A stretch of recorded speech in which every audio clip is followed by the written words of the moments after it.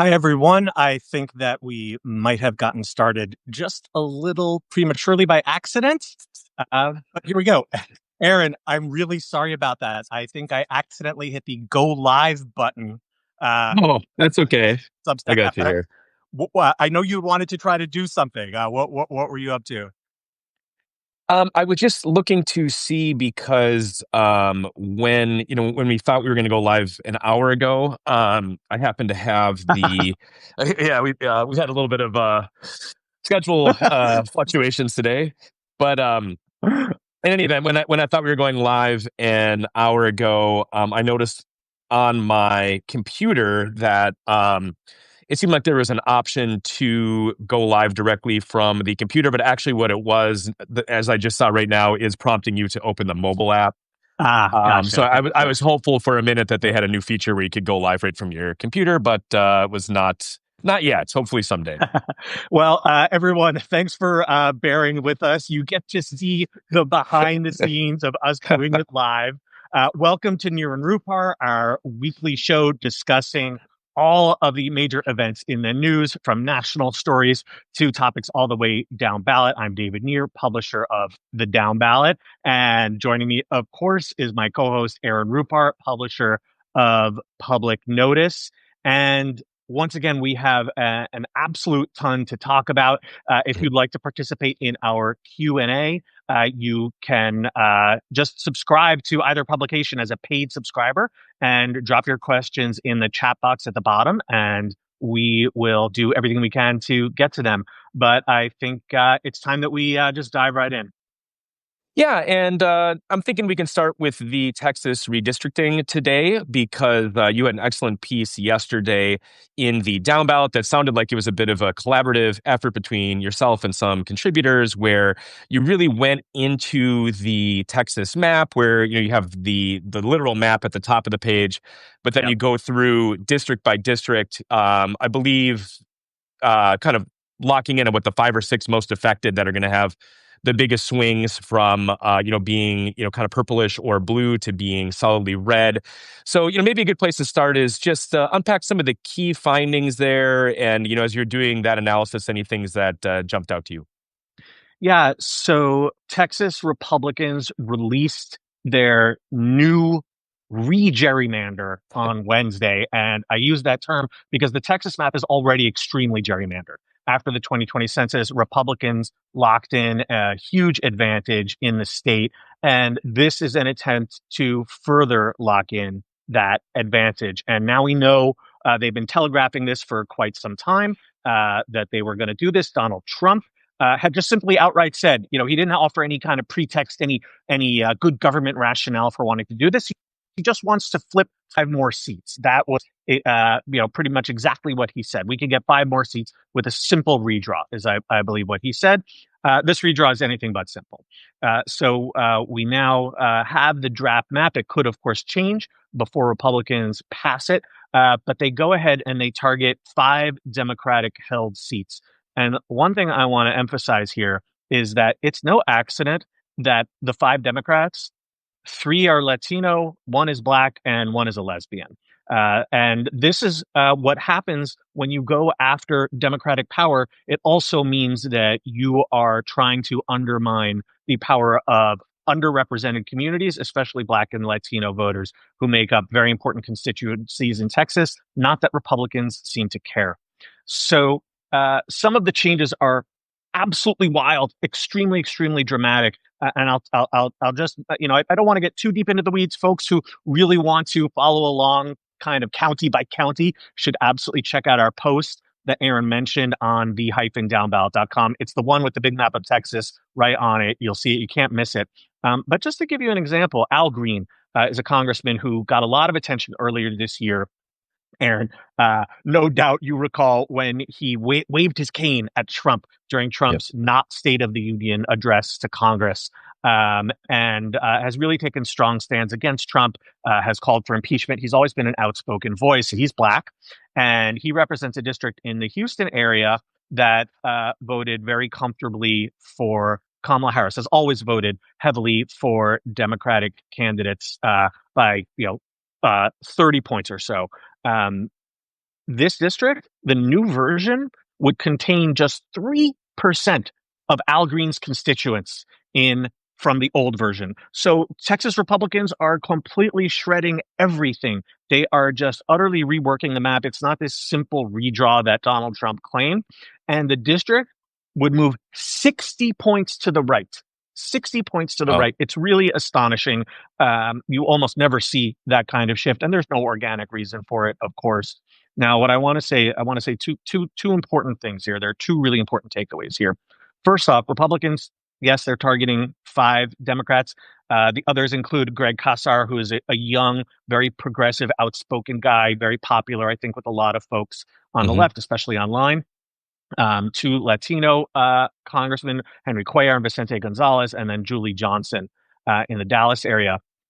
Republicans might not flip all 5 of these seats just because they've made these changes, even though they are super dramatic. They might fall short of their expectations. But the other thing that I have to mention is a lot of folks had been hoping that Republicans would get greedy, that they would draw what's proverbially known as a dummy mander. You got a gerrymander. Well, a dummy mander is a gerrymander for dummies, where they try to overreach, try to flip too many seats held by the other party, and wind up putting their own seats in jeopardy.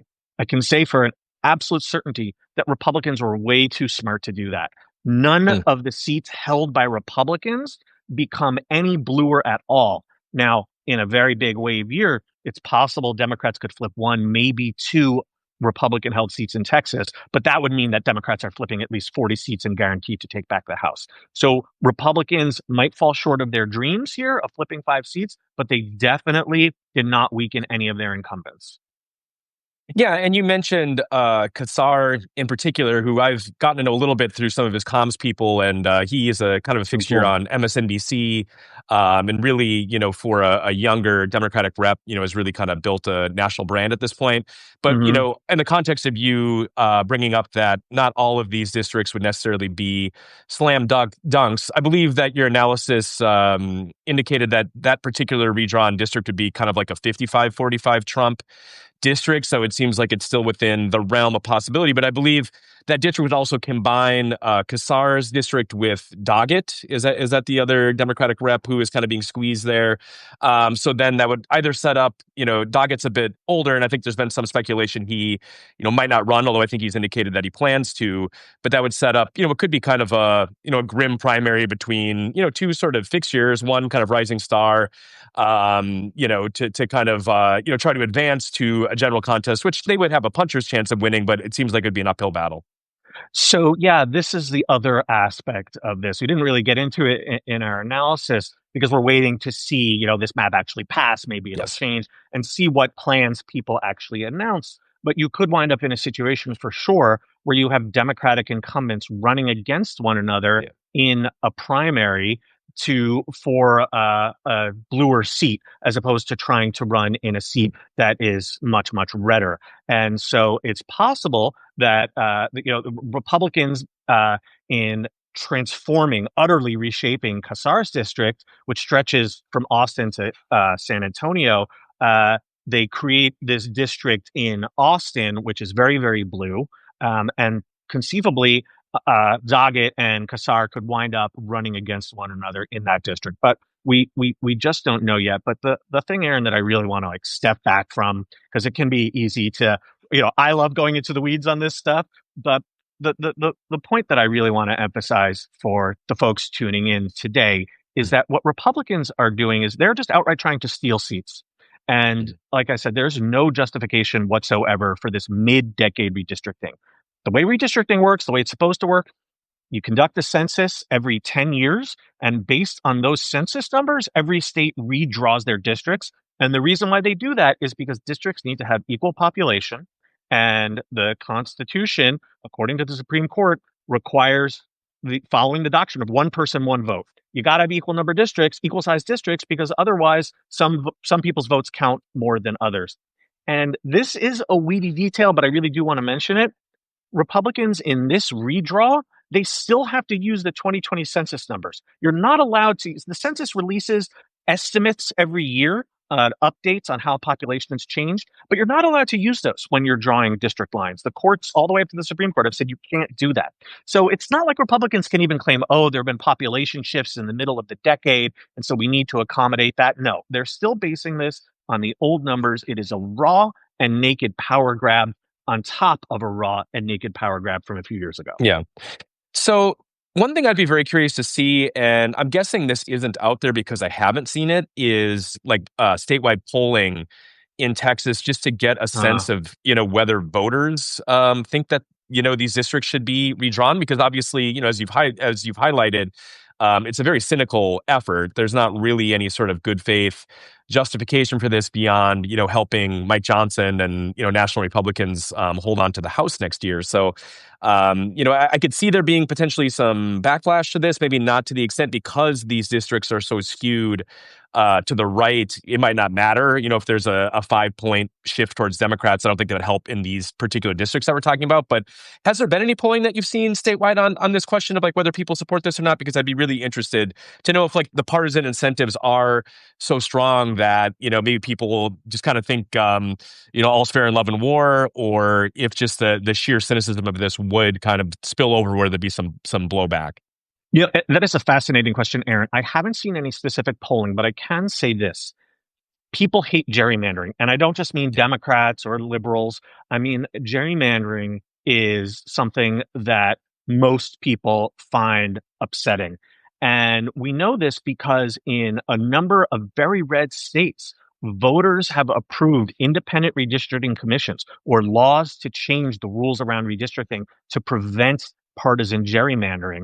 And that tells you that if folks in a state like Utah, for instance, extremely red state, are at when they have the chance at the ballot box to take a stand against gerrymandering, they are. And it's interesting that now that you mention it, maybe there could be something of a backlash in Texas that could actually affect some of these districts because they're not necessarily, certainly some of them, the new targeted Democratic districts, they're not necessarily safely Republican. Like I was saying, Republicans might not flip some of them.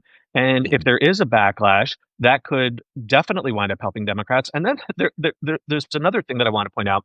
In ahead of the 2024 elections, North Carolina Republicans also did a mid-decade redistricting, again purely for partisan purposes, and it didn't get nearly the attention that Texas did now, though it should have. And 3 Democrats decided that they would not run for re-election because their districts were really made super red in that remap. One of them was former Congressman Jeff Jackson. And Jeff Jackson instead decided to run for state attorney general. And guess what? He won last year. He is now the attorney general of North Carolina, a very powerful and important post. So you could see a situation where possibly some of these candidates decide, hey, maybe I'll run for statewide office. Now, winning statewide office for a Democrat in Texas is a lot harder than in North Carolina, but maybe a Greg Casar or a Julie Johnson, maybe they decide, yeah, I'll run for lieutenant governor or attorney general, and make Republicans pay the price that way. Yeah, a couple more things on this topic. One is, part of the cynical effort that Republicans are making here is that they're considering these maps as part of a special session that, Right. the primary purpose of it is to address the flooding and to, pass some relief for the affected areas. When is that happening? That's pretty soon, right? So the session is going on right now, Oh, and okay. by law, it can last a maximum of 30 days. And I actually thought that the Republicans screwed up by releasing the map early in the session. The session started maybe about 10 days ago. And the reason why I say that is I had thought that Republicans would save the redistricting to the very end of the session. So that way, Democrats who could potentially walk out to try to break quorum and prevent work from happening in the legislature. It's a very difficult thing to do, but it's an option that is at least under discussion. That Republicans could then point at them and say, "Oh, you walked out of the legislature, you left the state, and you're holding up this necessary flood relief." Except now that they've released the map, and it's so egregious, Aaron, that if Democrats were to walk out, they can say, "Look, just look at the map. This is why we're Yeah. walking out. We'll come back as soon as you drop that map and do flood relief and put that number one on the agenda." So, yeah, I think Republicans might have made a political error here in the timing of things. Yeah, and you mentioned offline when we were kind of talking about this addition that in some of the other states, blue states that have been considering kind of trying to fight fire with fire here, California is one that comes up a lot. There's been a little bit of talk of New York doing a similar redistricting to try and squeeze out some more blue seats to make up for what's happening in Texas. Now, last week we got into a little bit some of the difficulties involved Right, in that Texas there are fewer guardrails on these efforts to redistrict, whereas like in California, they have an independent commission right. that comes up with the maps. And like, there are certain workarounds where you could do like a constitutional amendment, but, there's not a lot of time for that. And so it's just more complicated than is in Texas, where they're doing it in a special session right now. But you did mention offline, and I did not see this in down ballot. So correct me, if you did write about this, but that Not yet. there is some news on that front. So tell us what's going on there. Yeah, so it broke kind of late last night, and I was like, God, it'll have to wait a day for coverage. So Gavin Newsom has been the most aggressive in basically the term that I've been calling it is counter gerrymandering, because California does have this independent commission, like you said, and this commission has for 2 decades in a row drawn very fair and nonpartisan districts. But Newsom has said, like as you put it, Aaron, you got to fight fire with fire here. And he's proposed a few different ideas, but the one that surfaced yesterday from him, which I thought was quite interesting, was an idea to have the legislature draw a new map and put that map on the ballot in a special election this Hmm. fall. And it would likely have to be some form of a constitutional amendment, maybe saying, this map is only temporary. It's only in response to what's going on in Texas. Because what's interesting about this approach is that it would not involve getting rid of the commission. That an amendment that rolls back the commission or curtails it or changes the way it's supposed to work, that might be pretty unpopular. But by putting a specific map forward, I kind of went back and forth on this, but I ultimately decided that by putting a specific map forward, what you get to say, if you're Newsom and the Democrats in California, this is a one-time thing. We're doing this specifically because of what's happening in Texas, and we're going to keep the commission. And as soon as Texas goes back and the rest of the Republican states go back to normal redistricting, so will we. And then what's more is if you put the map on the ballot, then boom, if that passes, folks can start running in the new districts right away. Because otherwise, you could have a more complicated process where you try to change the commission and then reconvene the commission with new instructions, and that takes several more months. And there's only so long you can delay putting a new map in place this cycle because people have to file for their campaigns and know what districts they're running in. So this could essentially allow California to, in November, install a new map as a counter gerrymander to what's going on in Texas. Yeah, one other thing that comes to mind as we're talking through this is that, obviously this is a quite insane way to come up with congressional maps. I mean, Utterly. obviously, the Texas effort is very cynical, as we've talked about. But then, even a notion, which, I personally support to kind of fight fire with fire in a state like California or New York. But, it'd be hard to argue that this is kind of in the best interests of constituents there. I guess you could say maybe like, you want to have a federal government that represents the Yeah. actual electorate of the US. But I guess, what I was thinking is like, this would seem pretty ripe for the courts to shoot these down. But we talked about this a little last week, kind of the Voting Rights Act being watered down and not being what it once was. So, like, what's your read in terms of court challenges either to Texas, California, or both if they go down this road? Would there be potential that the courts could require the previous map to be used next year, or just how do you see that playing out?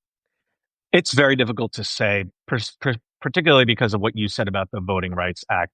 The federal courts, the Supreme Court has said that partisan gerrymandering cannot be policed by the federal courts. It's a ridiculous stance. It's an outrageous stance. State courts have done, in a number of cases, a very good job of policing partisan gerrymandering. Pennsylvania, in particular.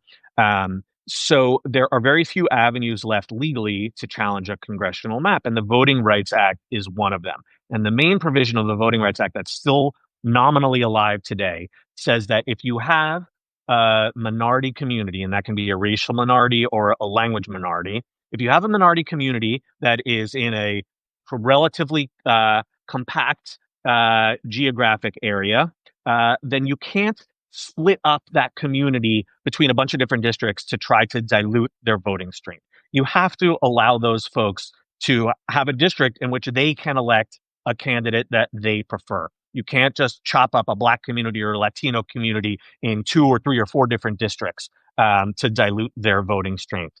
So it I would definitely expect Democrats to file a suit over the Texas map, challenging it on these grounds. Whether it would succeed, who knows? And also, these suits take a long time. There is a lawsuit challenging Texas's map that they drew 4 years ago that is still pending to this day. It was filed in 2021 and it just went to trial a couple of months ago. So these take a really long time. So, and the Voting Rights Act is pretty much the only avenue to challenging these maps. So yeah, if California went ahead and did this, I would also expect legal challenges. It also depends on how California does it. But of course, these far right federal judges love to play Calvin ball, and I wouldn't put it past them to come up with a reason why Texas is just fine and California is naughty naughty. Right. But so there will be lawsuits, but they're not really going to be the answer. Yeah, and another thing that kind of jumped out to me looking at the piece that you put together yesterday, and correct me if I'm wrong with this, but you were talking about how partisan gerrymandering is not something that the courts want to police at this point, or at least the Supreme Court said that they shouldn't. But racial gerrymanders are kind of another issue still. But Right. it seems like a lot of the districts that are being gerrymandered for Republicans now, they're pretty heavily Latino, and maybe that's just Texas as a whole. Obviously, is. But one thing that got me thinking is, to what extent did the Latino electorate in Texas Mm. last year get redder, and does that trend kind of if you cram more Latinos into some of these districts and they're moving to the right, maybe that kind of gets around the racial gerrymander because you can take advantage of the fact that a key constituency there is becoming more conservative. So it's really the number one question with this new Texas map. And we have seen in a lot of polling, obviously, Trump is in general very unpopular. We've also seen that a lot of Latino voters are moving against Trump after having moved quite sharply toward him last year. And so if you look at the 2024 presidential numbers for each of these five targeted districts, they are pretty rough for Democrats. If you look at some older numbers from, like, say, the 2020 presidential election or the 2018 Senate election, Beto O'Rourke lost by just 3 points to Ted Cruz. The numbers look a lot better for Democrats. Not great by any stretch, but definitely better. And so if the electorate more closely resembles Texas's in 2020 or 2018, then maybe these trends among Latino voters aren't going to be enough to help Republicans. But there's also something super, super cynical that they're doing here, which is that districts have to have equal population, just looking at total residents. But different groups of voters turn out at different rates. So sometimes you see these districts which have large Latino populations, but Latino populations are made up of a lot of folks who don't vote or even can't vote. And so the white voters, on the other hand, tend to turn out in very large proportions in Texas. So looking just at the racial demographics of a district doesn't tell you everything, because if whites are showing up and Latinos are not, then even even a district with a large minority population might still be quite Republican. Yeah. And, you mentioned Trump's unpopularity, which can kind of lead us to the second part of our Yes, conversation today, which please. is about Ghislaine Maxwell. But, I should note, before we kind of get to that, of course, today it came very quick because, Friday is August 1st, or Friday is the first day of the month, this particular month. So we already got the July jobs numbers, which were quite grim. And, maybe even more so, I think it was like 70,000 new jobs in July, where the expectation was like 110,000. But then even worse than that was the fact that both The May and revisions. June were Yeah. revised way down, where, June ended up, I think it was something like 10,000 new jobs nationally in June, which was the most anemic month in that regard since December 2020, which is kind of a grim bit of poetry, given that, of course, was Trump's final full month of his first term. So, we were kind of back to that stage of things in terms terms of the macroeconomy, although, of course, back then we were dealing with COVID still. But, the story that's really been dogging Trump, and, I don't know if this will play out really, in terms of Texas politics, because it's kind of hard to isolate the different factors that are contributing to Trump's popularity. But, of course, is the Ghislaine Maxwell story, the ongoing cover up. Just before we hopped on this call today, news broke that Maxwell has been transferred from a prison in Florida to what's called Club Fed in Texas, which is apparently known as being a cushier federal prison. And this comes just days after she had a meeting with Deputy Attorney General Todd Blanche, Blanche being a former personal attorney of Trump. And, there's all sorts of speculation now going back to that meeting as to whether that was kind of like a precursor to some sort of pardon or commutation for Ghislaine Maxwell. And now this fact that she has been transferred kind of lends more credence to that. Just before we logged on this call, I saw that the family of Virginia, I'm going to mispronounce his last name. It's like Goife or something like that. One of the victims who she was in the news because she was actually, working at Trump's spa in Mar-a-Lago, where apparently Epstein met her and ended up, Trump, as he put it very indelicately, said that Epstein stole her. She ended up being sex trafficked by Epstein and committed suicide earlier this year. So a very, very sad story. But her family was kind of speaking out and saying that, this is unconscionable that they would do this. It has no regard for the victims of Jeffrey Epstein. So, long story short, it seems like the cover up is kind of widening and widening here. And you'd have to imagine that if Trump did move to, offer a pardon to Ghislaine Maxwell, that would be politically very unpopular. But I kind of wonder if it's a situation where he just thinks that we got to rip the Band-Aid off here, just try and get past this however we can. And so, I don't really know what the strategy is. I don't think anybody really does, or even if there is a strategy that kind of goes beyond, Trump sort of winging it on the fly. But, again, I think in terms of, evidence that something is afoot here, this news that she has been transferred is kind of exhibit A for that. Yeah, I want to emphasize something at the outset. Maxwell's an absolute monster. Yeah. And she wasn't just Epstein's procurer, but that's evil enough. She also sexually assaulted these children, and they were Yes. children. And the point that I want to emphasize in response to what you're saying about Trump winging it, the MAGA, the real MAGA faithful, and I'm not just talking about the rank and file. I'm talking about the bought and paid for MAGA influencers who are desperate to remain in Trump's good graces. They might buy all this crap and they might try to help him spin this story and try to pirouette away from Epstein and say, oh, the real story is that, Barack Obama committed a coup. They might do that, but the rank and file have been obsessed with pedophiles for an extremely long time. And they're going to wonder why Trump is pardoning a pedophile. And in particular, folks like Joe Rogan. I think we talked about him kind of as the standard bearer last week for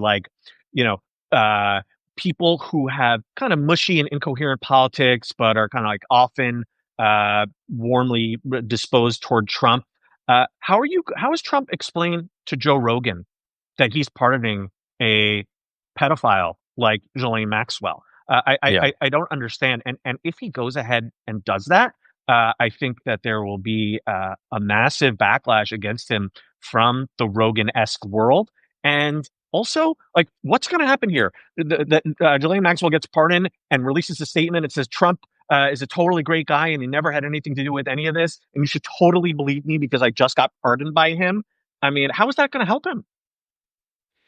Yeah, I'm right there with you, and still, I kind of have this suspicion that they're going to try at least, and the main organs of MAGA, Fox News, Newsmax, they're already kind of planting the seeds, to go along with this. Newsmax, we got into this briefly last week, but how Newsmax has literally started referring to Ghislaine Maxwell as a victim, as though she wasn't involved in it, that she was kind of somehow, framed up for this or, tried to be a whistleblower and was entangled in the wrongdoing of others. So, but you're right. I think you're right.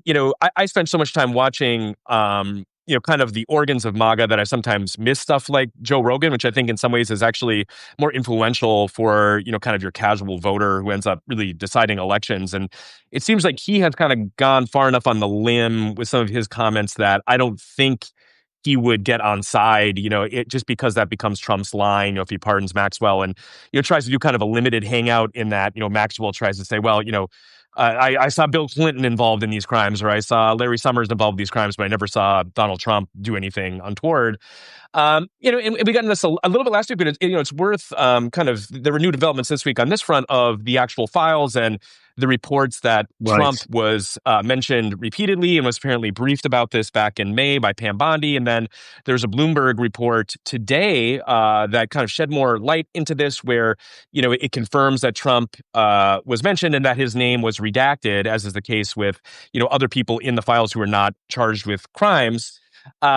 So anyway, so that is out there now that we know that Trump is in there, but there's kind of a question if he's redacted, even if the files were released, you wonder if there'd be enough context clues to kind of figure out that he's being mentioned. I mean, if you think back in the Mueller report, Trump's name was redacted there. I believe he was referred to as individual one, which became kind of a meme for a Right. while that the old heads remember and the kids probably, don't. But even there was enough context clues within the stuff that wasn't redacted to know when he was being talked about. So, it is one of those things where, if Trump didn't have anything to hide, I mean, there's a lot of incentive for him at this point to just kind of get it out there.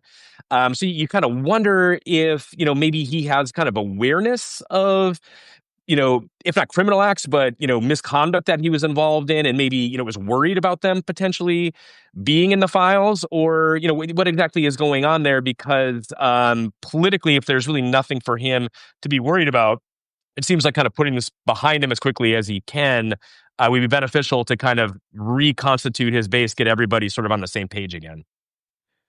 Like you said, I think he's just winging it. I think that his instincts are simply to fight, fight, fight. Maybe there's nothing incriminating or Yeah. unpleasant about him in these files, but at this point, I mean, how can you believe that there isn't? Right? Like it's Right. the cover up has gotten so extreme. How is there not some fire when we're seeing all this smoke? And the other thing is, in terms of putting it behind him, he's in this. It's almost a little bit of a. I don't want to say a lull because there keeps being new stuff like the Bloomberg report with his name being redacted and Maxwell, being moved to this federal work camp. But here's the thing: when Congress reconvenes in September, we're going to be right back at this again. And folks like Yeah. Thomas Massey are going to be pushing really hard for the release of all these Epstein files. And I got to say, Democrats are so often don't want to get into what they perceive as the gutter, and they want to focus on healthcare and the issues that Americans really care about. But Democrats have really, almost to a person, been pursuing this really hard, and they're pushing it constantly. And I get tons of press releases in my inbox every day, and you'll see stuff like references like, Jeffrey Epstein's best friend, Donald Trump, just thrown into a random press release because, Oh, yeah. Democrats want to center this. And I think they've been doing a good job on this, surprisingly to me. And in September, it's just going to get super, super hot again. Yeah, I just feel like Trump doesn't really have a way to make this go away. Yeah. And, between now and September, it seems like, again, to kind of go back to the jobs report today, Yeah. economic indicators are really, and, I don't really take pleasure in, no one wants the economy to be bad, but, there was this period, basically before today for the past month or so where the economic arguments that Trump was making were completely incoherent because, you had him out there saying, oh, the economy is red hot. This is the golden age. But also we need to cut interest rates to get the economy going, where it's like, the Right. logic, Right. the math wasn't Nope. mathing on that. Now, because of the slowdown that we saw today, I think there is kind of more of a cogent case for a rate cut, at the next Fed meeting. However, because I think in part of, because of the tariffs policy, I mean, inflation has been ticking up slightly. It's not going up dramatically, but, typically in periods where inflation is above 2% and going up, that is not a period where the Fed would be considering rate cuts. So it's kind of this like, weird pickle. I woke up this morning and maybe you saw this too, where, Trump, even by his standards, had a really unhinged post about Jerome Powell calling him a moron and, saying Oh, I that he missed needs to this cut one. rates. Yeah, it was like the first thing I saw when I woke up, which is never a great way to wake up. But, you got to actually give Powell some credit for, yesterday he had his regular press briefing and kind of, taking the heat, standing in there and saying, no, we're not cutting rates. Although it was interesting that, that two of the commissioners of the Fed dissented, which is unusual. So there seems to be kind of a split now where part of the Fed board wants to cut rates and you have Powell who doesn't. But, it certainly seems like between now and September, especially next week with more tariffs being implemented, we had the additional tariff letters that Trump sent out yesterday to all these countries that are kind of Right. going back toward the reciprocal tariff rates of April, that, we're going to have higher tariffs, which is going to exacerbate some of these problems that we're seeing in the economy. And then when Congress comes back next month, we're going to be right back to, Democrats with some Republicans trying to force votes on the Epstein situation. So, with polls showing that Trump's approval is kind of ticking down, but around 40%, even some polls showing in the high 30s, the indicators are, if anything, kind of looking even more grim on that front. So, it could be kind of a perilous, 6 to 8 weeks here now for Trump. Absolutely. I am not an economics expert, and everything I know from reading Paul Krugman Yeah. from way back in his days at Slate, the New York Times. He has an amazing Substack nowadays. Um, but the conundrum you pointed to, Aaron, is a really simple one, which is the Fed likes to increase. Likes to maybe the Fed is inclined to increase interest rates when inflation is high to help tamp down inflation, and it wants to lower interest rates when unemployment is high to help lower the unemployment rate. When you have increasing inflation and increasing unemployment, that is the worst possible scenario. And there's a term for it, and that term is stagflation. And that term pretty much sank Jimmy Carter's reelection hopes in 1980. And the At the time, the chair of the Federal Reserve, Paul Volcker, he was very famous for raising interest rates very high to combat inflation. The Fed decided that was more important than unemployment, and unemployment spiked. And that was a very, very rough time for the American economy. And that ultimately led to Reagan's Morning in America because he got to preside over the recovery, which Yeah. was, a great bit of good fortune for him. But if Trump experiences stagflation on his watch, prices are getting higher and inflation is going up, and the Fed raises interest rates to try to combat inflation, and then unemployment goes even higher. That is a nightmare scenario for Donald Trump. It's a nightmare scenario for all of us. Because, like you said at the outset, you can't root for a bad economy. I mean, yeah, maybe Trump's political fortunes will suffer. Maybe Democrats would be more likely to take back the House and the Senate next year if the economy is terrible. I don't root for that. I mean, I Yeah. don't want my friends to suffer. Also, I'm a small businessman, Yeah. and so are you. We rely on folks to support us through their, hard-earned money to buy subscriptions. A bad economy is terrible for everyone, but it would be worst of all for Trump. Yeah, and do you have any sense of, beyond kind of the very general sense that obviously a bad economy hurts Trump? Of obviously with your work being very, you're immersed in kind of the down ballot all the time, like, and you're covering. I mean, the campaigns for next year are already kind of shaping up. People, Oh yeah. getting into the races, putting out, kind of stating what their platforms are going to be, releasing videos, things like that. Like, what's your sense of like the economic messaging very broadly at this point? I mean, is tariffs becoming? Because I feel like with tariffs especially, um, we're in kind of this weird spot because I feel like you can listen to podcasts like from March and April when we were talking about Liberation Day in April too, and you had a lot of excellent economists who I pay attention to who were kind of already talking about, wow, this is really terrible policy, this is going to raise inflation, and then we've kind of had this period now of months where inflation again has kind of ticked up a little bit. You can look at specific products, so the price of beef right now is very high, for instance. But it hasn't really kind of bled through where, if you're talking to your friends or family who are politically not engaged, I don't get the sense that inflation is kind of like top of mind.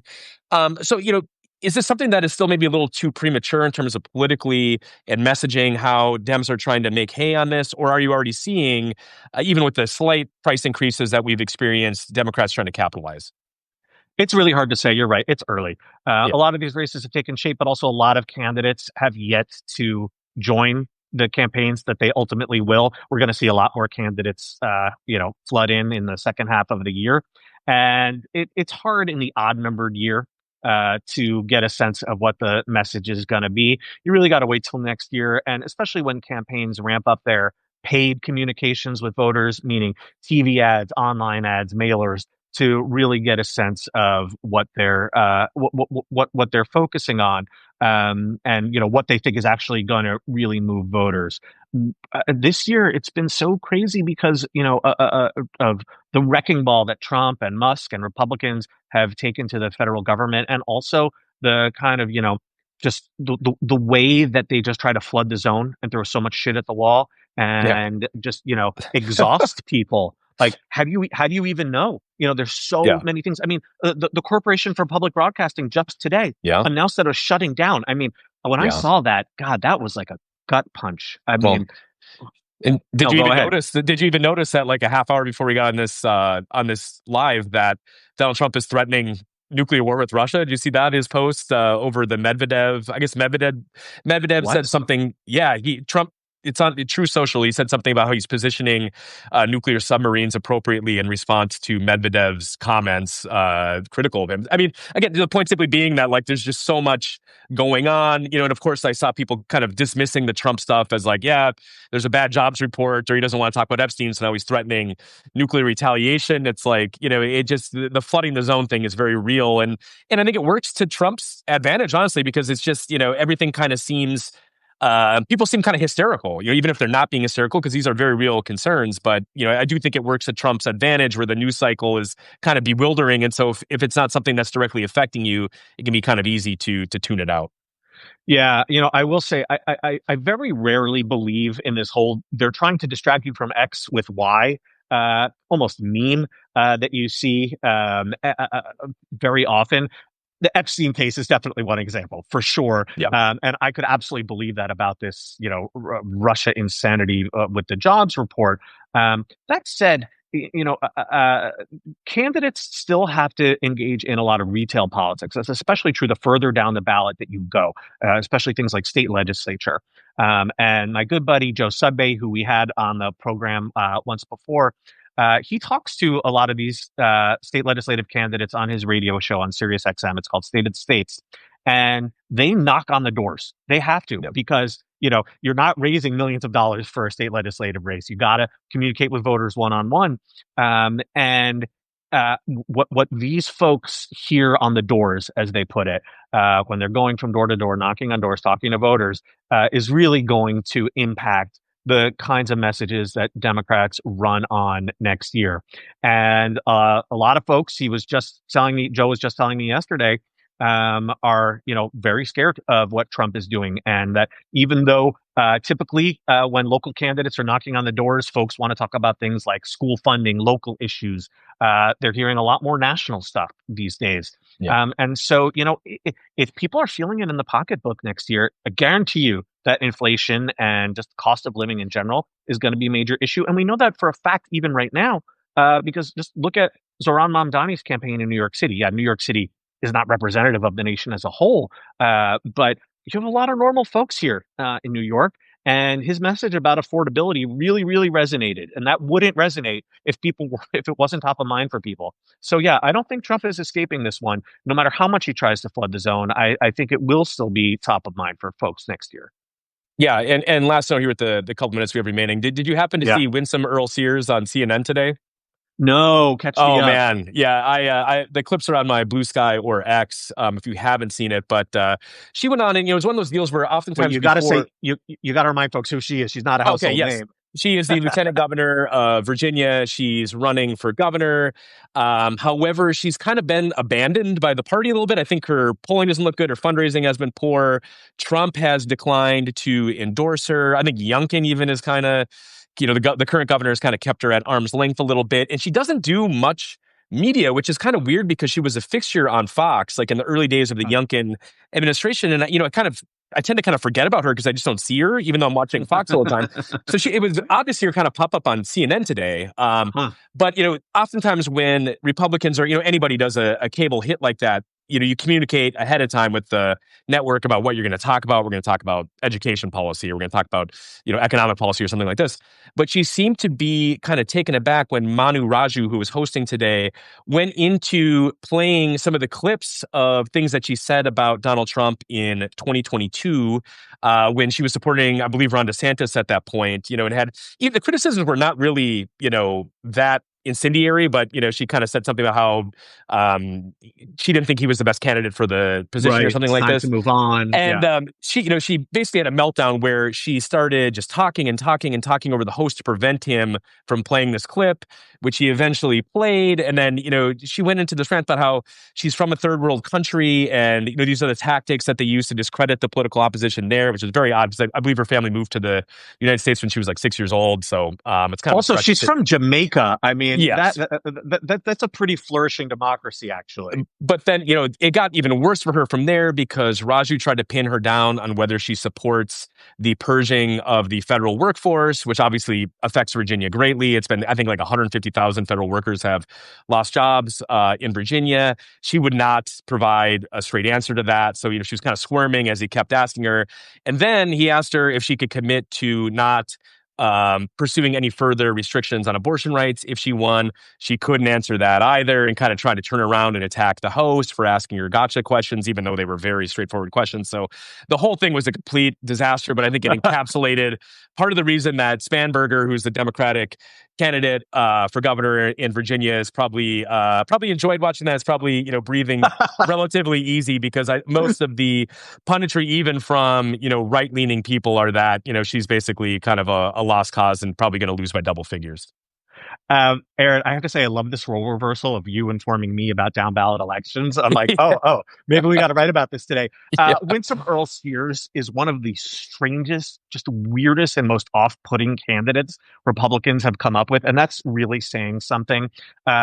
She is extremely evangelical and has refused to campaign with the lieutenant governor nominee for the GOP, a guy named John Reed, who is gay. You almost feel like she just thinks he's like unaccountably icky and sinful. It's really really wild. Her fundraising sucks, like you said. Her polls are bad, and there's even been talk of has the Republican Governors Association, which helps GOP candidates win gubernatorial races nationwide. What's the minimum amount of money that they can devote to her and look like they're doing something without actually blowing money on a lost cause. But it's not just, it goes to so much more than this race because Republicans have been their own worst enemies in so many down ballot elections because they keep nominating terrible candidates. She got really lucky to run in 2021, the rare good year for Republicans in Virginia when Glenn Youngkin won the governorship.